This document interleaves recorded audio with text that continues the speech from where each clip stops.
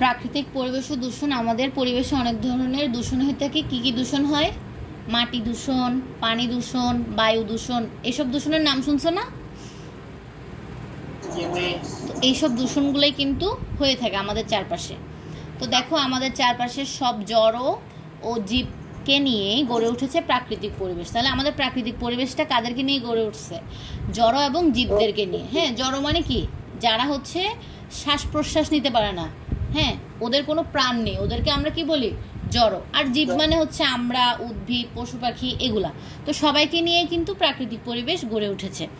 এরপর দেখো, তোমরা জানো বিভিন্ন জড় জীবের মধ্যে রয়েছে সম্পর্ক। তারপরে হচ্ছে আবার জীব ও পরিবেশের অন্যান্য অংশের মধ্যেও রয়েছে নিবিড় সম্পর্ক। যেমন আমাদের সাথে কিন্তু আমরা এর আগের অধ্যায়ে পড়ছি যে জীবের সাথে কিন্তু পরিবেশের সাথে অনেক নিবিড় সম্পর্ক আছে। কিভাবে? এই যে আমরা অক্সিজেন গ্রহণ করতেছি, তাহলে এগুলোর জন্য আমাদেরকে পরিবেশের উপর নির্ভর হতে হচ্ছে না? এজন্য এটাই বলছে যে কি আমাদের সাথেও পরিবেশের সাথে একটা সম্পর্ক আছেই। তো দেখো, পৃথিবীতে টিকে থাকার জন্য মানুষ তার নিজের প্রয়োজনে পরিবেশের বিভিন্ন উপাদান ব্যবহার করে, যার জন্য পরিবেশে সে বিভিন্ন কর্মকাণ্ড চালায়।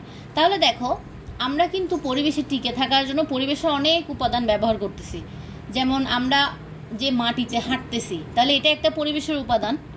তারপরে হচ্ছে আমরা যে পানিটা পান করতেছি, এটাও একটা পরিবেশের উপাদান। তারপরে আমাদের গায়ে যে হাওয়া বাতাস লাগতেছে, এটাও একটা পরিবেশের উপাদান না? তাহলে আমরা বেঁচে থাকার জন্য পরিবেশের অনেক কিছুই আমরা ব্যবহার করতেছি। এই যে কথাগুলো আমি বলতেছি, এগুলা সৃজনশীলের জন্য কিন্তু অনেক কাজে দেয়। যেমন হুট করে যদি একটা সৃজনশীল তোমাকে লিখতে দেয়, তুমি দেখেই বুঝবা যে এটা কোত্থেকে দিছে বা এটার কারণটা কি। তখন কিছুটা কথা বইয়ের মতো করে লিখে এরপর নিজের মতো করে লিখলেও কিন্তু সৃজনশীলে ভালো একটা মার্কস ওঠানো যায়।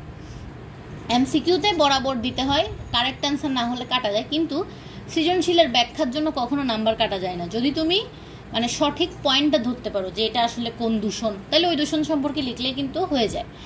এখন দেখো, পরিবেশ দূষণ। সভ্যতার অগ্রগতির সাথে সাথে আমাদের চারপাশের পরিবেশ পরিবর্তিত হচ্ছে। মানুষ তার প্রয়োজন মেটানোর জন্য প্রাকৃতিক পরিবেশকে বিভিন্নভাবে ব্যবহার করছে। তাহলে দেখো, আমরা কিন্তু প্রাকৃতিক পরিবেশকে বিভিন্নভাবে ব্যবহার করতেছি। প্রাকৃতিক অথবা মানুষের বিভিন্ন কর্মকাণ্ড, এই উভয় কারণে পরিবেশের বিভিন্ন উপাদানের পরিবর্তন ঘটতে পারে। এতে পরিবেশের ভারসাম্য নষ্ট হয়। যেমন আমরা যে এই বিল্ডিংগুলো উঠাচ্ছি, ওই বিল্ডিং উঠার আগে ওই জায়গাটাতে কি গাছপালা ছিল না? হয়তো বা কোনো জায়গায় ধরো নালা, পুকুর, এরকম জিনিসও থাকতে পারে। তাহলে ওগুলো আমরা ভরাট করতেছি বা গাছপালা কেটে ফেলতেছি। তো ওগুলো কাটার পরেই তো আমরা এইসব দালান কোঠা মানে বিল্ডিং, কলকারখানা এগুলো উঠাচ্ছি। তাহলে এর ফলে পরিবেশের কিন্তু ক্ষতি হচ্ছে। আমরা নিজেরাই কিন্তু পরিবেশের ক্ষতি করতেছি। তাহলে বলতেছে এই সকল ঘটনাকে আমরা বলি পরিবেশ দূষণ। ক্ষতিগ্রস্ত পরিবেশকে বলে থাকি দূষিত পরিবেশ। কারণ কি? এর ফলে উদ্ভিদেরও ক্ষতি হচ্ছে, অনেক প্রাণীর জীবনও ক্ষতিগ্রস্ত হচ্ছে। এমনকি এই যে গাছপালা কেটে ফেলতেছি, এর ফলে মানুষেরও কিন্তু ক্ষতি হচ্ছে। কিভাবে? এই যে অক্সিজেন আমরা কম পাচ্ছি গাছ কেটে ফেলার ফলে। এরপর দেখো, ক্ষুদ্রাতি ক্ষুদ্র জীব থেকে শুরু করে সকল প্রকার জীব ও মানুষের বিচরণ পৃথিবীর এই পরিবেশে। তাহলে পৃথিবীতে অনেক প্রকারের মানুষই কিন্তু আসছে। অনেক প্রকারের মানুষ বলতে ধরো ক্ষুদ্রাতি ক্ষুদ্র জীব থেকে, যেমন ধরো প্রথমে কি ব্যাকটেরিয়া, ভাইরাস, এরা আসছে, এরপরে এদের থেকে আরেকটা প্রজাতি আসছে, এরকম করে করেই কি মানুষ আসছে না? অনেকে দেখবা বলে যে বানরের রূপ থেকে মানুষ সৃষ্টি হয়েছে। এটা মানে আগে ধারণা করতো আর কি, ওই যে বানরের দাঁতটা দেখতে মানুষের মতো না, তো অনেকে বলে যে ওখান থেকে মানুষের আস্তে আস্তে বিচরণ হয়েছে, এভাবে এগুলো বলে আর কি, এটা বিজ্ঞানীদের ভাষায় বলে। এরপর দেখো, পরিবেশের কোনো অংশই আজ দূষণমুক্ত নয়। মানে দূষণমুক্ত নয় মানে কি? মানে এমন কোনো জায়গা খুঁজে পাবা না যেখানে দূষণ নাই। মানে যেখানে কি তুমি কোনো জায়গায় এরকম পাবা না, পৃথিবীর কোথাও পাবা না যে দূষণমুক্ত পরিবেশ আছে, এরকম নাই। সব জায়গায় দূষণ হয়ে থাকে। মানুষ শুধু তার নিজের পরিবেশকেই দূষিত করছে না, সকল জীব ও তার পরিবেশও এই দূষণের ফলে ক্ষতিগ্রস্ত হচ্ছে। পরিবেশ দূষণের ফলে মানুষসহ সকল উদ্ভিদ ও প্রাণীর জীবন ধারণে বিঘ্ন ঘটছে। দূষণ কেন ঘটছে? কিছু ক্ষতিকারক উপাদান প্রত্যক্ষ বা পরোক্ষভাবে ব্যবহারের ফলে আমাদের পরিবেশ দূষিত হচ্ছে। মানে এই যে আমরা কি করতেছি, কলকারখানা ইউজ করতেছি, তারপরে কলকারখানার যেসব বিষাক্ত ময়লা আবর্জনা আছে, পয়জন আছে, এগুলো সব কি ওই যে একটা পাইপ দিয়ে নদীর মধ্যে বা সাগরের মধ্যে দিয়ে দেওয়া হয়, ঠিক আছে? তো ওই ময়লা আবর্জনাগুলো কি হয় ওই নদী সাগরের পানির সাথে মিশে এবার অনেক সময় কি হয় ওগুলা আমাদের খাবার পানির সাথেও মিশ্রিত হয়ে যায়, এরকমও হতে পারে। তো এই জন্য অনেক ধরনের রোগ হচ্ছে। তারপর আমাদের এভাবে কিন্তু আমাদের পরিবেশটা দূষিত হচ্ছে। যেমন দেখো, যেসব ক্ষতিকারক উপাদান আমাদের পরিবেশটাকে দূষিত করছে আমরা তাদেরকে দূষক বলে থাকি। তাহলে এই প্রশ্নটা লিখতে পারো যে দূষক কাকে বলে বা দূষক কি, এটা লিখো। দূষক কি, কাদেরকে আমরা দূষক বলে থাকি, এই যে এটাই লিখতে পারবা। কিছু ক্ষতিকারক উপাদান প্রত্যক্ষ বা পরোক্ষভাবে ব্যবহারের ফলে আমাদের পরিবেশ দূষিত হচ্ছে, এগুলাকে আমরা দূষক বলে থাকি, মানে যাদের ফলে পরিবেশ দূষিত হয়।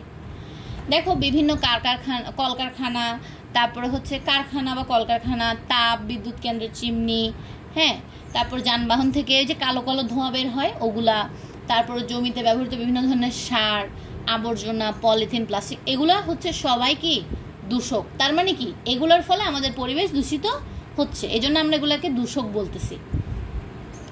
এরপর দেখো পরিবেশের উপাদান সমূহের দূষণের কারণ। পরিবেশে তো অনেক ধরনের উপাদান আছে, তো এগুলা কিভাবে দূষিত হচ্ছে আমরা এখান থেকে জানবো। পরিবেশ প্রধানত দুটি উপাদান নিয়ে গঠিত। পরিবেশে কয়টা উপাদান থাকে? দুইটা, একটা হচ্ছে জীব, একটা হচ্ছে জড়। মানে যাদের জীবন আছে তাদেরকে বলতেছি জীব, যাদের জীবন নেই, যেমন জড় কোনগুলা?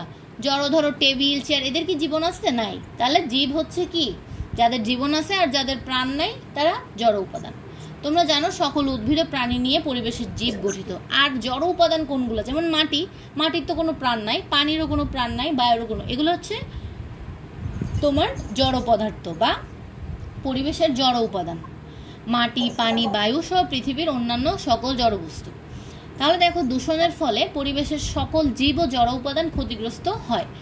এই যে আমাদের পরিবেশ দূষিত হচ্ছে, এর ফলে কিন্তু পরিবেশের সকল জীব এবং জড় উপাদানগুলো ক্ষতিগ্রস্ত হচ্ছে, যার ফলে মানুষ সহ সকল জীব পরিবেশে হুমকির সম্মুখীন। মানে দেখো এই যে মাটি দূষিত হচ্ছে, তাহলে মাটি থেকে আমাদের শরীরেও বিভিন্ন ধরনের অসুবিধা দেখা দেবে।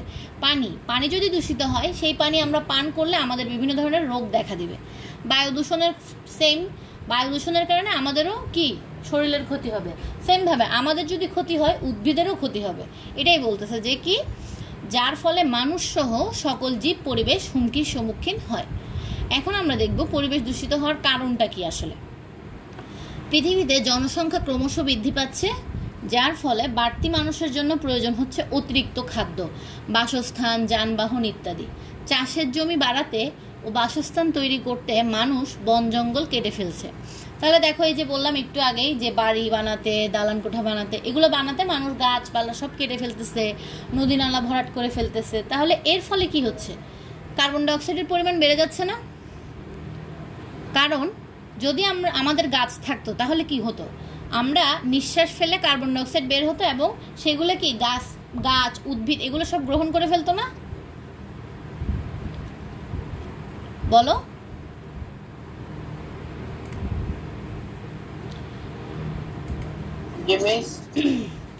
এরপর দেখো কার্বন ডাইঅক্সাইডের পরিমাণ বেড়ে যাওয়ার ফলে পৃথিবীর তাপমাত্রাও বেড়ে যাচ্ছে। তাছাড়া অ্যারোসোল ও রেফ্রিজারেটর থেকে নির্গত সিএফসি, এটা একটু দাগাও।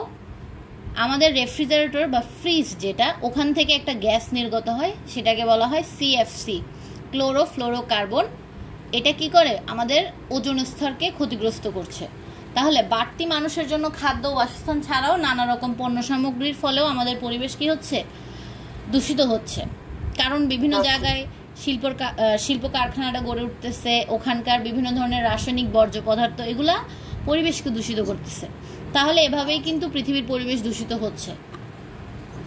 আমরা এখন দেখব মাটি, পানি, বায়ু এইগুলা কিভাবে দূষিত হচ্ছে, এইগুলার কারণগুলো দেখব। যেমন প্রথমটা হচ্ছে কি মাটি দূষণ। আমাদের জীবন ধারণের জন্য মাটি অত্যাবশ্যক। মাটি যদি দূষিত হয় তাহলে দেখো আমাদের বাংলাদেশকে কি বলে? কৃষি প্রধান দেশ বলে না? তাহলে এই মাটিতেই যদি সমস্যা দেখা দেয় তাহলে আমাদের ফসল কি উৎপাদন করতে পারবো আমরা? কারণ কি আমরা এই ফসলের উপরেই বেঁচে থাকি, আমাদের খাদ্যটাই কিন্তু এই কৃষির উপর নির্ভরশীল। তাহলে যদি মাটি দূষিত হয়ে যায় তাহলে আমরা ফসল ফলাতেও আমাদের ফসল নষ্ট হয়ে যাবে, আমরা যেটা খেতে পারবো না, আর খেলে রোগ হবে, তো অনেক ধরনের প্রবলেমে আমরা পড়ে যাব। তাহলে দেখো জীবন ধারণের সব কিছু, যেমন বাসস্থান, বস্ত্র, ঔষধ ইত্যাদির জন্য আমরা উদ্ভিদের উপর নির্ভরশীল। এবং এই উদ্ভিদটা কোথায় জন্মায়? এই উদ্ভিদটা জন্মায় মাটিতে। তাহলে যদি মাটির উর্বরতা নষ্ট হয়ে যাচ্ছে এর ফলে, পরিবেশ দূষণের ফলে কি মাটির উর্বরতা, মানে যদি মাটি নষ্ট হয় তাহলে সেখানে কি আর উদ্ভিদ জন্মাতে পারবে? ঠিক মতো পারবে না। তো এই জন্য আমাদের মাটিটাকেও কি দূষণমুক্ত রাখতে হবে। এখন দেখো এগুলার মাটি দূষণের কারণটা কি? মাটিতে আমরা যে সকল আবর্জনা ও বর্জ্য পদার্থ ফেলি এগুলোকে পচতে, মানে পচাতে আর কি, কে সাহায্য করে? ব্যাকটেরিয়া সাহায্য করে। ঠিক আছে, এইটা এমসিকিউর জন্য ইম্পর্টেন্ট আছে যে মাটিতে যেসব বর্জ্য পদার্থ আমরা ফেলি সেগুলো পচাতে কে সাহায্য করে? এগুলো ব্যাকটেরিয়া সাহায্য করে। এরপর দেখো যার ফলে এগুলো মাটির সঙ্গে সহজে মিশে যায়। হ্যাঁ, তো আবর্জনাগুলো মাটির সঙ্গে মিশে যায় কিভাবে? এই ব্যাকটেরিয়াটা কি করে? এগুলোকে পচায়, তারপরে মাটির সঙ্গে মিশাই দেয়। এছাড়া আজকাল এমন সব দ্রব্যাদি ব্যবহার করছি যেগুলো, যেমন পলিথিন, তারপর প্লাস্টিক, কাঁচ, এগুলো কিন্তু মাটির সাথে মিক্স হয় না, এগুলো হচ্ছে অপচনশীল দ্রব্যাদি। তো এগুলো কি করে? উদ্ভিদের স্বাভাবিক বৃদ্ধিতে প্রতিবন্ধকতা সৃষ্টি করে। মানে যদি ধরো এখানে আমি একটা গাছ লাগাই, হ্যাঁ, এখানে যদি আমি প্লাস্টিক বা পলিথিন ফেলে রাখি তাহলে কখনো গাছটা আর বৃদ্ধি হতে পারবে না। কারণ কি? প্লাস্টিক তো মাটির সাথে পচে না। তাহলে এটাই বলছে যে উদ্ভিদের স্বাভাবিক বৃদ্ধিতে প্রতিবন্ধকতা সৃষ্টি করে, মানে বাধা দেয়। এসব জিনিস ছাড়াও মাটিকে আমরা বিভিন্নভাবে দূষিত করছি। যেমন হচ্ছে কৃষিতে বিভিন্ন ধরনের সার ব্যবহার করতেছি যেগুলো অনেক ক্ষতিকারক, কীটনাশক ব্যবহার করতেছি। তারপরে হচ্ছে শিল্প কারখানার এইসব বর্জ্য পদার্থ, হ্যাঁ, অনেক ক্ষতিকারক বর্জ্য পদার্থ, এগুলো এনে মাটিতে ফেলতেছি, যার ফলে কি হচ্ছে? মাটি অনেক দূষিত হচ্ছে। তাহলে মাটি দূষণের কারণটা বুঝছো যে কতভাবে মাটি দূষিত হতে পারে। ঠিক আছে, এটার রেকর্ডটা আমি দিয়ে দিব। এরপর দেখো পানি দূষণ। বর্তমানে পৃথিবীতে সুপেয় পানির অভাব দেখা দিয়েছে। পানি ছাড়া জীবন চলে না। পানি দূষণ আমাদের জন্য একটি বড় চিন্তার বিষয়। পানি নানাভাবে দূষিত হচ্ছে, মানুষই পানি দূষণের জন্য দায়ী। এখন পানি দূষণের কারণটা কিন্তু বোঝাই যাচ্ছে। এই সমস্যা শুধু আমাদের দেশে নয়, সব জায়গায় পানি দূষণটা বেশি হচ্ছে। এই যে দেখো বাংলাদেশের মানুষের অনেক ধরনের অসুখ হচ্ছে না, এই রোগ সেই রোগ, কত ধরনের, সব দেশেই।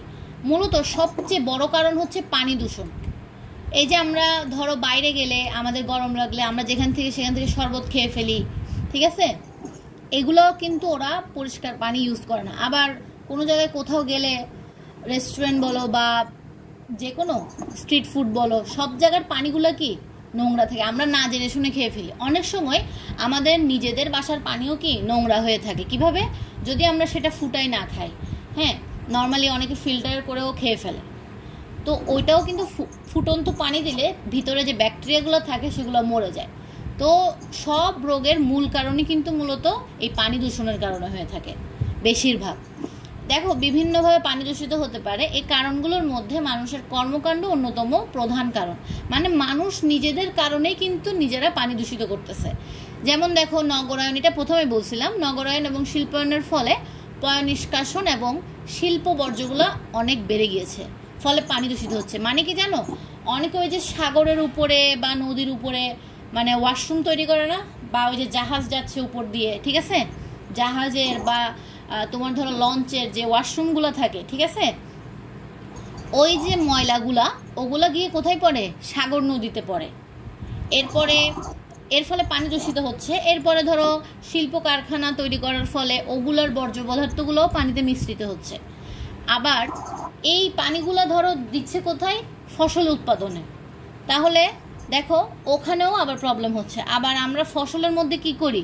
কীটনাশক ইউজ করি, রাসায়নিক সার ইউজ করি। তো যখন বৃষ্টি হয় ওই সারগুলো কি হচ্ছে? পানির সাথে মিশ্রিত হয়ে নদীতে গিয়ে আবার মিক্স হচ্ছে না। তারপরে নদী থেকে আবার এগুলো কোথায় যাচ্ছে? সাগরে যাচ্ছে। এছাড়া এগুলো মাটির নিচের পানির সঙ্গেও মিশে যাচ্ছে। তার ফলে কি হচ্ছে? এই যে আমরা নলকূপ দিয়ে পানি উঠাই, ওগুলাতেও ক্ষতি হচ্ছে।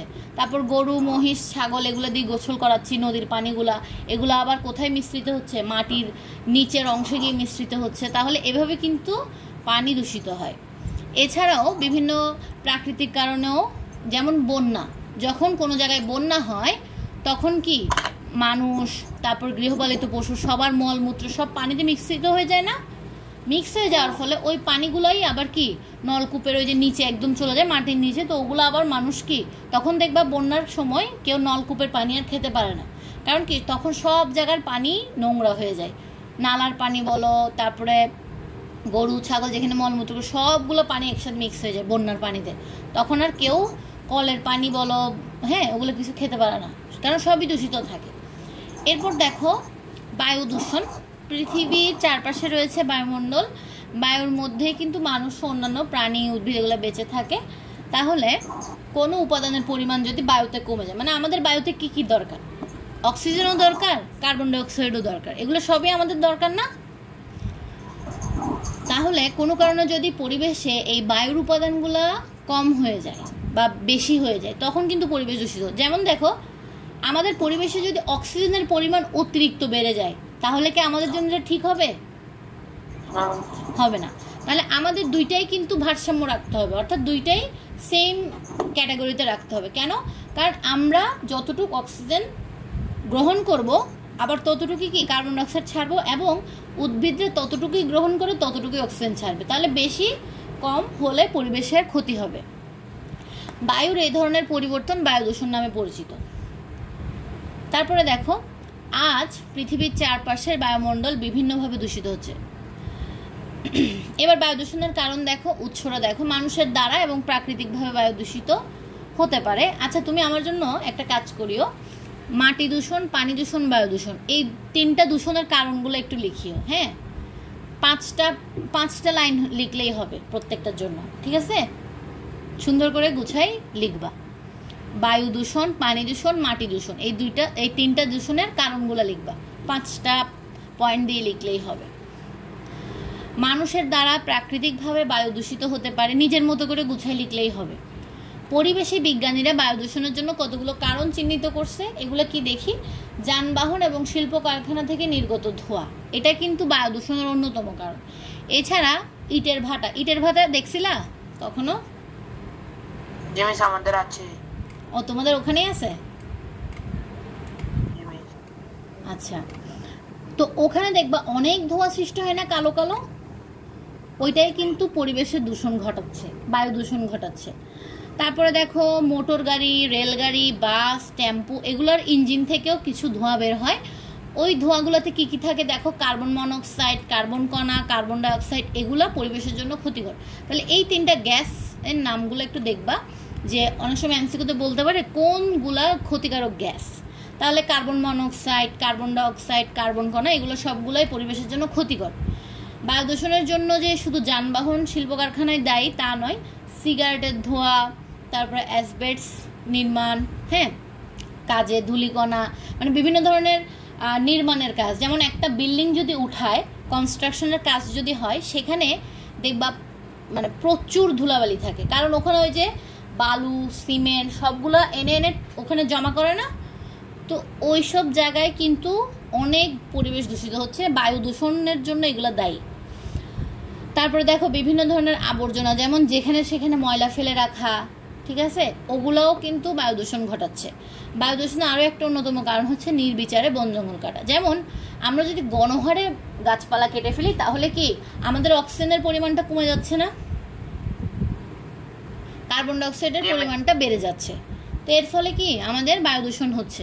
প্রাকৃতিকভাবে বায়ু দূষণের উদাহরণ হলো আগ্নেয়গিরির অগ্ন্যুৎপাতের সাথে বিষাক্ত gas, carbon dioxide, sulphur dioxide, তারপর হচ্ছে H2S, এগুলোর নির্গমন। এই তিনটা গ্যাসের নামগুলো একটু দেখিও, CO2, SO2, H2S, এই তিনটা কিন্তু বিষাক্ত গ্যাস। তাহলে তোমাদেরকে আসতে পারে যে বিষাক্ত গ্যাস তিনটার নাম কি, হ্যাঁ, ওগুলো এমসিকিউতে আসতে পারে। বন জঙ্গলের দাবানলের ফলে মানে দাবানলটা কি, ওই যে গাছপালা সব একসাথে আগুন লাগাই দেয় না অনেক সময়, এর ফলে দেখো ধোঁয়া উৎপন্ন হয়, গ্যাসগুলো উৎপন্ন হয়, তো এগুলো কিন্তু পরিবেশের জন্য ক্ষতিকারক। তাহলে আমার জন্য ওই তিনটা দূষণ, বায়ু দূষণ, মাটি দূষণ এবং পানি দূষণ, এই তিনটা দূষণের কারণগুলা SW করবো, 5টা পয়েন্ট দিয়ে লিখলেই হবে। তোমরা মাটি, পানি, বায়ু দূষণ কিভাবে ঘটে তা জেনেছ। তোমরা কি জানো এসব দূষণের ফলে পরিবেশের, মানে এখন আমরা দেখব যে এতগুলো দূষণ হয়েছে দেখলাম, এখন পরিবেশের কি কি ক্ষতি হচ্ছে। দেখো মাটি দূষণের প্রভাবের ফলে কি হচ্ছে, পানি দূষণের প্রভাবের ফলে কি হচ্ছে। মাটি দূষণের অন্যতম কারণ হচ্ছে কি মাটিতে বর্জ্যের পরিমাণ, মানে যেসব বর্জ্য পদার্থ আছে ওগুলোর পরিমাণ বেড়ে যাওয়া। মাটি দূষণের জন্য দায়ী বিভিন্ন কঠিন এবং রাসায়নিক পদার্থ। মূলত হচ্ছে যেসব পদার্থগুলো পচে না, আসলে মাটিতে পচে যায় না, সেগুলো মাটিতে ফেলে রাখলে কিন্তু মাটির যে উর্বরতা আছে, মানে যেভাবে আগে ফসল উৎপাদন হতো আগে এখন আর সেরকম হয় না, অর্থাৎ ওই উর্বরতাটা নষ্ট হয়ে যায়। তারপর দেখো অ্যালুমিনিয়াম মাটির সাথে মিশতে সময় লাগে কত বছর? 250 বছর। এই লাইনটা অনেক ইম্পর্টেন্ট, এমসিকিউতে আসবে এরকম লাইনগুলো, ইম্পর্টেন্ট লাইন। তাহলে অ্যালুমিনিয়াম মাটির সাথে মিশতে কত সময় লাগে? 250 বছর, ঠিক আছে। তারপরে কাচের কত বছর লাগে? 10 লক্ষ বছর। পলিথিনের লাগে 1000 বছর। তাহলে এত বছর মানুষ কিন্তু কখনো বুঝবেও না, এতদিন তো কেউ মানে বেঁচেও থাকবে না। দেখছো কত সময় লাগে? তাহলে এগুলো আমাদের পরিবেশের জন্য ক্ষতিকর। তাই এগুলো আমাদের নর্দমা জলাশয়কে ভরাট করে, মানে ওই যে পানিতে ফেলে রাখে অনেক সময়, অনেকে মাটিতে ফেলে রাখে, তাহলে এগুলো তো কখনো পচবে না, তো এগুলো আরও পরিবেশের ক্ষতি করে আর কি। এটাই বলছে যে কৃষি জমিতে যদি এসব সার, বিভিন্ন ধরনের ক্ষতিকারক সার ব্যবহার করা হয়, তখন মাটির বিভিন্ন জীব যেগুলো আছে ওদের জন্য এগুলো ক্ষতিকর। তারপরে হচ্ছে এছাড়া এসব রাসায়নিক দ্রব্য উদ্ভিদের মাধ্যমে খাদ্যের সাথে মিশে ক্যান্সার পর্যন্ত হতে পারে এগুলোর কারণে। এরপরে পানি দূষণের প্রভাব দেখো, এসব দূষিত পানি পান করলে আমাশয় হয়, ডায়রিয়া হয়, কলেরা, জন্ডিস, টাইফয়েড এগুলো রোগ হয় আর কি। তারপরে পুকুরের মধ্যে পানি দূষিত হলে মাছ বাঁচতে পারে না, জলজ প্রাণী বাঁচতে পারে না। তাহলে এভাবে পরিবেশের ভারসাম্যটাও নষ্ট হয়ে থাকে। এখানে সেম বায়ু দূষণের ফলে কি কি হয় এটাই বলছে, যে শিল্প কারখানা থেকে নির্গত ধোঁয়া বায়ুতে মিশে, তারপর হচ্ছে অম্ল বা অ্যাসিড বৃষ্টি। দেখবা অ্যাসিড বৃষ্টি মানে কি, মানে হচ্ছে বৃষ্টির পানির সাথে ওই অ্যাসিড মিশ্রিত বৃষ্টিটাই হয় আর কি। ওইটা কিন্তু ওই বৃষ্টিটা গায়ে পড়লে অনেক ক্ষতিকারক।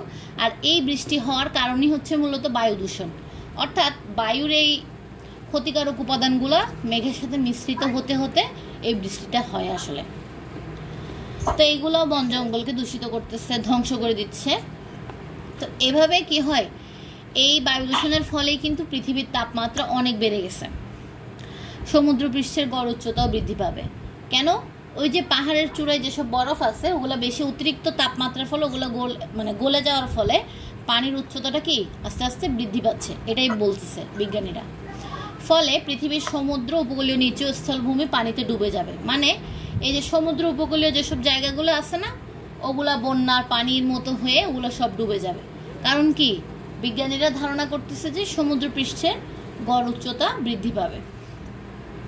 ফলে স্থানীয় জলবায়ুর পরিবর্তন ঘটবে। এতে শুধু মানুষ ক্ষতিগ্রস্ত হবে না, অসংখ্য উদ্ভিদ ও প্রাণী পৃথিবী থেকে বিলুপ্ত হয়ে যাবে আর কি। মানে এই যে পানির উচ্চতাটা বৃদ্ধি পাচ্ছে, ফলে সব কিছু কি ধ্বংস হয়ে যাচ্ছে, এগুলোর ফলে কি হবে, অনেক উদ্ভিদ এবং প্রাণী পৃথিবী থেকে বিলুপ্ত হয়ে যাবে, মানে হারায় যাবে। ফলশ্রুতিতে স্বাভাবিকভাবে পৃথিবীতে ঝুঁকির মুখেই পড়তে হবে।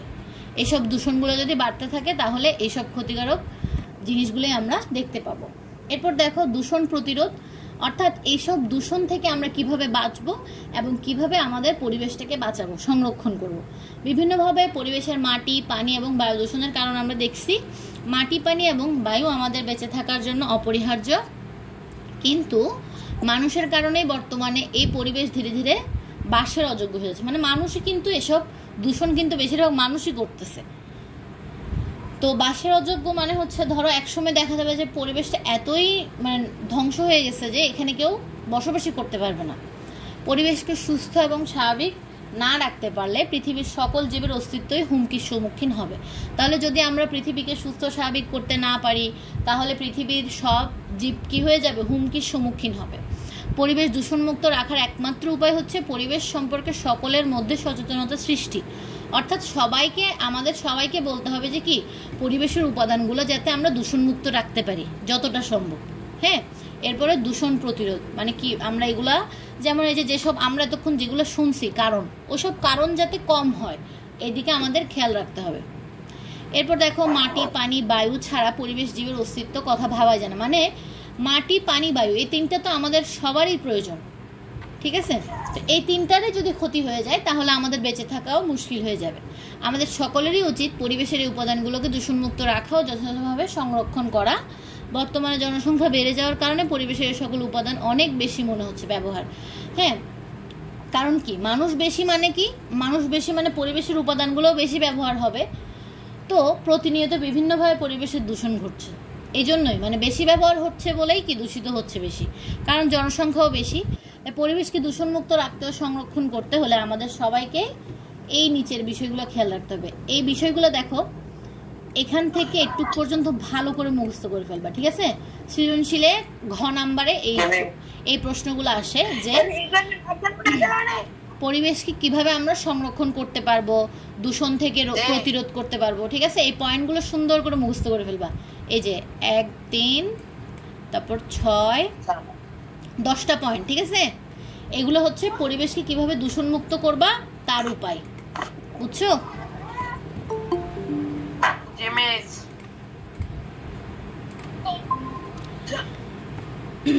That's the